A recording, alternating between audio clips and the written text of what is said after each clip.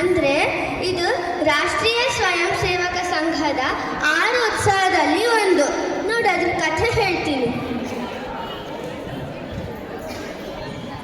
1630 February 19ನೇ ದಿನಾಂಕ ಸಂಜೆ ಮಹಾರಾಷ್ಟ್ರದ ಶಿವನೇರಿ ಕೋಟೆಯಲ್ಲಿ ತಮಟೆ ಬಾರಿಸುತ್ತಾ ಜೀಜಾಬಾಯಿಗೆ ಗಂಡು ಮಗು ಜನಿಸಿದ ಸುದ್ದಿ ಘೋಷಿಸಲಾಯಿತು.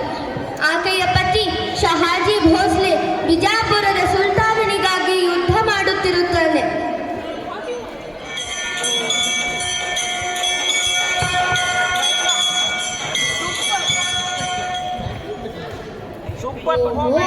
ಎಂಥ ಪ್ರಕಾಶಮಾನವಾದ ಕಣ್ಣುಗಳು ಮತ್ತು ಕೊಕ್ಕಿನಂತ ಮೂಗು. ತಾಯಿ, ನೀವು ಈ ಮಗುವಿಗೆ ಏನೆಂದು ಹೆಸರು ಇಡಲು ಬಯಸುತ್ತೀರಾ? ನಾನು ಈ ಮಗುವಿಗೆ ಶಿವಾಯ ದೇವಿಯ ಹೆಸರು ಇಡಲು ಬಯಸುತ್ತೇವೆ. ಶಿವಾಜಿ ಶಿವಾಜಿ ಶಿವಾಜಿ ಅಂತೂ ನಮ್ಮ ಮಗುವಿಗೆ ನಾಮಕರಣವಾಯಿತು. ಬಾಲ ಶಿವಾಜಿಗೆ ಜಯವಾಗಲಿ, ಬಾಲ ಶಿವಾಜಿಗೆ ಜಯವಾಗಲಿ. ಶಹಾಜಿ ಭೋಸ್ಲೆ ಯುದ್ಧದಿಂದ ಕೋಟೆಗೆ ಬರುತ್ತಾರೆ. ಪ್ರಭು, ನಾವು ನಮ್ಮ ಮಗುವಿಗೆ ಶಿವಾಜಿ ಎಂದು ನಾಮಕರಣ ಮಾಡಿದ್ದೇವೆ. ಬಹಳ ಸುಂದರವಾಗಿದೆ ಮಗು. ಮಾತೆ ಜೀಜಾಬಾಯಿ, ನಾವು ನಮ್ಮ ಮಗುವನ್ನು ಬಿಜಾಪುರದ ನಮ್ಮ ಗುರುಗಳಾದ ದಾದಾಜಿ ಕೊಂಡದೇವ್ ಬಳಿ ಬಿಡೋಣ. ಅವರು ಇವನಿಗೆ ತಕ್ಕ ವಿದ್ಯಾಭ್ಯಾಸ ಹಾಗೂ ಶಸ್ತ್ರಾಭ್ಯಾಸ ಮಾಡಿಸುತ್ತಾರೆ. ಆಗಲಿ ಪ್ರಭು. ಶಹಾಜಿ ಶಿವಾಜಿಯನ್ನು ದಾದಾಜಿ ಕೊಂಡದೇವನ ಬಳಿ ಕರೆದುಕೊಂಡು ಹೋಗುತ್ತಾರೆ. ನಮಸ್ತೆ ಗುರುಗಳೇ, ಇನ್ನು ಮುಂದೆ ನೀವೇ ಶಿವಾಜಿಗೆ ಪೋಷಕರಾಗಿರುತ್ತೀರಿ. ನಿಮ್ಮ ಸ್ವಂತ ಮಗುವಿನಂತೆ ತಕ್ಕ ವಿದ್ಯೆ ಕೊಡಿ. ದೇವರು ನಿನ್ನನ್ನು ಆಶೀರ್ವದಿಸಲಿ. ನಿನ್ನ ಮಗು ಮಹಾನ್ ಎತ್ತರಕ್ಕೆ ಏರುತ್ತಾನೆ, ಯಾವ ಸಂಶಯವೇ ಬೇಡ. ಗುರುಗಳು ಶಿವಾಜಿಗೆ ಓದಲು, ಬರೆಯಲು, ಬಿಲ್ವವಿದ್ಯೆ, ಕತ್ತಿವರ್ಸೆ ಹಾಗೂ ಕುದುರೆ ಸವಾರಿಯನ್ನು ಕಲಿಸುತ್ತಾರೆ. ತನ್ನ ಇತರ ವಿದ್ಯಾರ್ಥಿಗಳಿಗಿಂತ ಶಿವಾಜಿ ಎಲ್ಲ ವಿದ್ಯೆ ಚೆನ್ನಾಗಿ ಕಲಿಯುತ್ತಾನೆ. ಗುರುಗಳೇ, ನಮ್ಮ ತಂದೆ ನಮ್ಮಿಂದ ಏಕೆ ಸದಾ ದೂರವಾಗಿರುತ್ತಾರೆ? ಮಗು ಶಿವಾಜಿ, ನಿನ್ನ ತಂದೆ ಒಬ್ಬ ಮಹಾನ್ ಯೋಧ. ಹಾಗಾಗಿ ಅವರು ಸದಾ ಯುದ್ಧ ಭೂಮಿಯಲ್ಲಿ ಹೋರಾಡುತ್ತಿರುತ್ತಾರೆ. ನಮ್ಮ ತಂದೆ ಏಕೆ ಬೇರೆ ಬೇರೆ ರಾಜರ ಪರವಾಗಿ ಹೋರಾಡುತ್ತಾರೆ? ನನಗೆ ಅರ್ಥವಾಗುತ್ತಿಲ್ಲ. ಮಗು ಶಿವಾಜಿ, ನಿನಗೆ ಮುಂದೆ ತಿಳಿಯುತ್ತದೆ. ಇಂದಿಗೆ ನಿನ್ನ ವಿದ್ಯಾಭ್ಯಾಸ ಮುಗಿದಿದೆ. ನೀನು ಶಿವನೇರಿ ಕೋಟೆಗೆ ಹಿಂದಿರುಗುವ ಸಮಯ ಬಂದಿದೆ. ಜೀಜಾಬಾಯಿ ಶಿವಾಜಿಗೆ ರಾಮಾಯಣ, ಮಹಾಭಾರತ ಹಾಗೂ ಜೀವನದ ಮೌಲ್ಯಗಳ ಶಿಕ್ಷಣವನ್ನು ಕೊಡುತ್ತಾಳೆ. ಮಗು ಶಿವಾಜಿ, ನೀನು ನಿನ್ನ ಕರ್ತವ್ಯಕ್ಕೆ ಸಾವೇ ಮುಂದೆ ಬಂದರೂ ಕೂಡ ನೀನು ನಿನ್ನ ಕರ್ತವ್ಯವನ್ನು ಮರೆಯಬಾರದು ಮಗು. ತಾಯಿ, ನನ್ನ ಕರ್ತವ್ಯವೇನು? ನಾನು ನನ್ನ ತಂದೆಯಂತೆ ಬೇರೆ ರಾಜನ ಪರವಾಗಿ ಹೋರಾಡುವುದೇ ಅಥವಾ ನನ್ನ ಜನರಿಗಾಗಿ ಹೋರಾಡುವುದೇ? ಮಗು ಶಿವಾಜಿ, ನೀನು ಸದಾ ನಿನ್ನ ಜನರಿಗೋಸ್ಕರ ಹೋರಾಡಬೇಕು. ಸಮಯ ಬಂದರೆ ಬಿಜಾಪುರದ ಸುಲ್ತಾನ ವಿರುದ್ಧ ಕೂಡ. ತಾಯಿ, ಮತ್ತೆ ನನ್ನ ತಂದೆಯಕ್ಕೆ ಬಿಜಾಪುರದ ಸುಲ್ತಾನನಿಗಾಗಿ ಹೋರಾಡಬೇಕು ಏಕೆ? ಸುಲ್ತಾನನಿಗೇನು ಸಾಮರ್ಥ್ಯವಿಲ್ಲವೇ? ಮಗು ಶಿವಾಜಿ, ನಿಮ್ಮ ತಂದೆ ತಮ್ಮ ಕರ್ತವ್ಯವನ್ನು ಮರೆತಿದ್ದಾರೆ. ತಾಯಿ, ನಾನು ಪ್ರತಿಜ್ಞೆ ಮಾಡುತ್ತೇನೆ. ನಾನು ಮುಂದೆ ಒಂದು ದಿನ ಸ್ವರಾಜ್ಯವನ್ನು ಸ್ಥಾಪಿಸುತ್ತೇನೆ.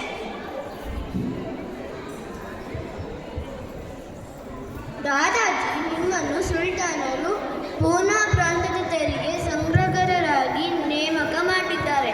ನೀವು ಈ ಕೂಡಲೇ ಶಿವಾಜಿ ಮತ್ತು ಜೀಜಾಬಾಯಿಯನ್ನು ಕರೆದುಕೊಂಡು ಪೂನಾ ಪ್ರಾಂತಕ್ಕೆ ತೆರಳಿ. ದಾದಾಜಿ ಶಿವಾಜಿ ಮತ್ತು ಜೀಜಾಬಾಯಿಯನ್ನು ಪಲ್ಲಕ್ಕಿಯಲ್ಲಿ ಕುಳಿಸಿ ಪೂನಾ ಪ್ರಾಂತಕ್ಕೆ ಹೊರಟರು.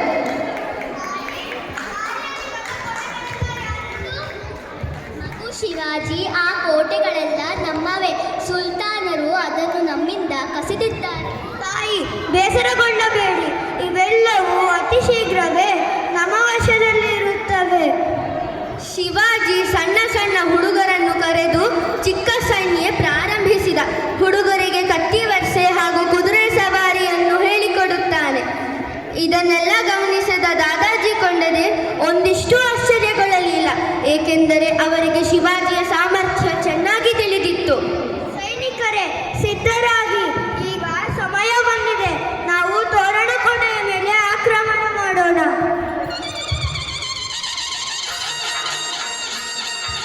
ಸೈನಿಕರು ನಿರಂತರವಾಗಿ ಯುದ್ಧ ಮಾಡಿ ತೋರಣಕೋಟೆಯನ್ನು ತಮ್ಮ ವಶಕ್ಕೆ ತಗೊಳ್ಳುತ್ತಾರೆ.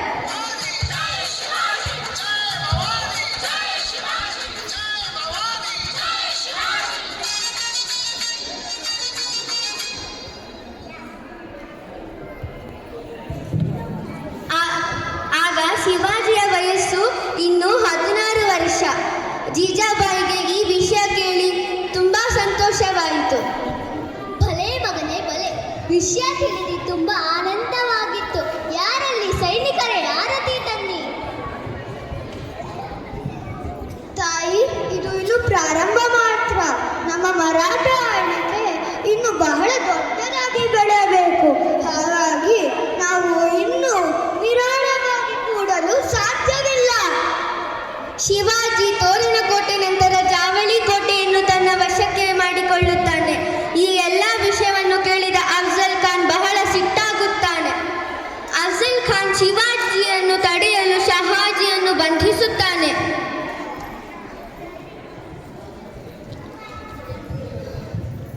ಶಿವಾಜಿ ಮಹಾರಾಜರೇ, ಅಫ್ಜಲ್ ಖಾನ್ ನಿಮ್ಮ ತಂದೆಯನ್ನು ಬಂಧಿಸಿದ್ದಾರೆ.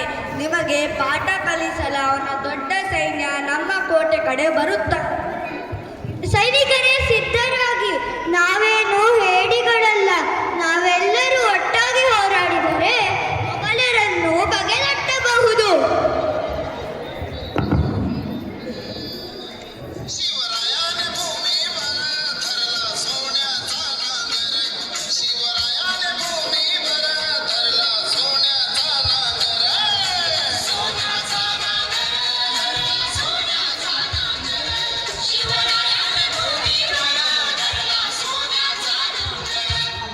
ಶಿವಾಜಿ ಮತ್ತು ಅವನ ಸೈನಿಕರು ನಿರಂತರವಾಗಿ ಹೋರಾಟ ಮಾಡಿ ಮೊಘಲರ ಸೈನ್ಯ ಓಡಿಸುತ್ತಾರೆ. ಅಫ್ಜಲ್ ಖಾನನಿಗೆ ಬಹಳ ಮುಖಭಂಗವಾಗುತ್ತದೆ. ಅಫ್ಜಲ್ ಖಾನ್ ಕುತಂತ್ರದಿಂದ ಶಿವಾಜಿಯನ್ನು ಕೊಲ್ಲಲು ಸಂಚು ಮಾಡುತ್ತಾನೆ. ಶಹಾಜಿಯನ್ನು ಬಂಧನದಿಂದ ಬಿಡುಗಡೆ ಮಾಡುತ್ತಾನೆ. ಸೈನಿಕರೇ, ಸಿದ್ಧರಾಗಿ. ನಾವು ಪ್ರತಾಪ್ಗಢ್ ಕೋಟೆಯ ಮೇಲೆ ದಾಳಿ ಮಾಡೋಣ. ಈ ಬಾರಿ ನಮಗೆ ಶಿವಾಜಿ ಜೀವಂತವಾಗಿ ಇಲ್ಲ ಶವವಾಗಿ ಸಿಗಲೇಬೇಕು.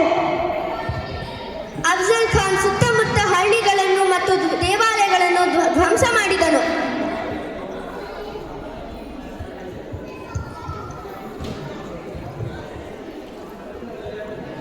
ಅಫ್ಜಲ್ ಖಾನ್ ತನ್ನ ದೂತನಿಗೆ ಒಂದು ಪತ್ರ ಕೊಟ್ಟು ಅದನ್ನು ಶಿವಾಜಿಗೆ ಕೊಡಲು ಹೇಳುತ್ತಾನೆ. ಮಹಾರಾಜರೇ, ಈ ಪತ್ರವನ್ನು ಸ್ವೀಕರಿಸಿ. ಬೀಜಾಪುರದ ಸುಲ್ತಾನ ನಿಮ್ಮನ್ನು ಭೇಟಿಯಾಗಲು ಬರುತ್ತಾರೆ. ನೀವು ಸಿದ್ಧರಾಗಿ. ಶಿವಾಜಿಗೆ ಅಫ್ಜಲ್ ಖಾನನ ಕುತಂತ್ರ ತಿಳಿಯುತ್ತದೆ. ಭವಾನಿ ಮಾತೆಗೆ ಪ್ರಾರ್ಥನೆ ಮಾಡುತ್ತಾನೆ. ಭವಾನಿಯು ರಾಜ್ಯ ರಕ್ಷಣೆಗೆ ಖಡ್ಗವನ್ನು ಪ್ರಸಾದವಾಗಿ ನೀಡುತ್ತಾಳೆ. ಅದನ್ನು ಶಿವಾಜಿ ತನ್ನ ಸೊಂಟಕ್ಕೆ ಕಟ್ಟಿಕೊಳ್ಳುತ್ತಾನೆ. ಹಾಗೆಯೇ ಹುಲಿಯ ಉಗುರನ್ನು ಬಚ್ಚಿಟ್ಟುಕೊಂಡು ಹೋಗುತ್ತಾನೆ. ಶಿವಾಜಿ ಕೋಟೆಯ ಬಾಗಿಲಿಗೆ ಹೋಗಿ ಅಫ್ಜಲ್ ಖಾನನ ಸ್ವಾಗತ ಮಾಡುತ್ತಾನೆ. ಓಹ್, ನಿನ್ನ ಸಾವು ಬಹಳ ಹತ್ತಿರವಿದೆ.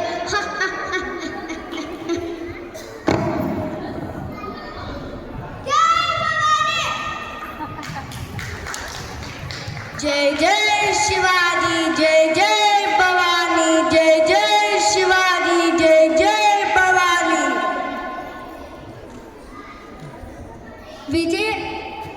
ವಿಜಯ ಧ್ವಜವನ್ನು ಕೋಟೆಯ ಮೇಲೆ ಹಾರಿಸುತ್ತಾರೆ. ಮುಂದೆ ಒಂದು ದಿನ ಮೊಘಲರ ರಾಜ ಔರಂಗಜೇಬ್ನ ಹುಟ್ಟುಹಬ್ಬಕ್ಕೆ ಆಹ್ವಾನ ಮಾಡುತ್ತಾರೆ. ಮಗು ಸಂಭಾಜಿ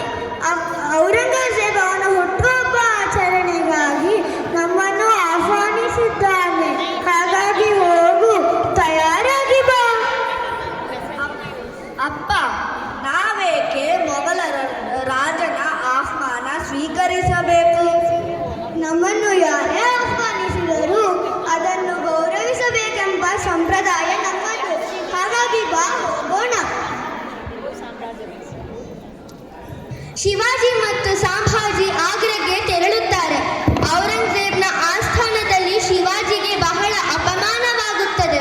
ಶಿವಾಜಿ ತಾನು ಅಸ್ವಸ್ಥನೆಂದು ಪ್ರತಿದಿನ ಬುಟ್ಟಿ ತುಂಬ ಹಣ್ಣುಗಳನ್ನು ಕೇಳುತ್ತಾನೆ. ಅದರಂತೆ ಬುಟ್ಟಿ ತುಂಬ ಹಣ್ಣುಗಳು ಸಿಗುತ್ತದೆ. ಅದೇ ಹಣ್ಣಿನ ಬುಟ್ಟಿಯಲ್ಲಿ ಶಿವಾಜಿ ಹಾಗೂ ಸಂಭಾಜಿ ತಪ್ಪಿಸಿಕೊಳ್ಳುತ್ತಾರೆ.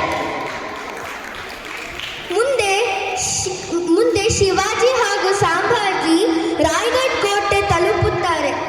ಮಾತೆ ಜೀಜಾಬಾಯಿ ಶಿವಾಜಿಯ ಪಟ್ಟಾಭಿಷೇಕಕ್ಕೆ ಸಕಲ ಸಿದ್ಧತೆಯನ್ನು ಮಾಡುತ್ತಾಳೆ. ಈ ಪಟ್ಟಾಭಿಷೇಕಕ್ಕೆ ಕಾಶಿ ದೇಶದಿಂದ ಗಾಗಾ ಭಟ್ ಎಂಬ ಪ್ರಸಿದ್ಧ ಪಂಡಿತರು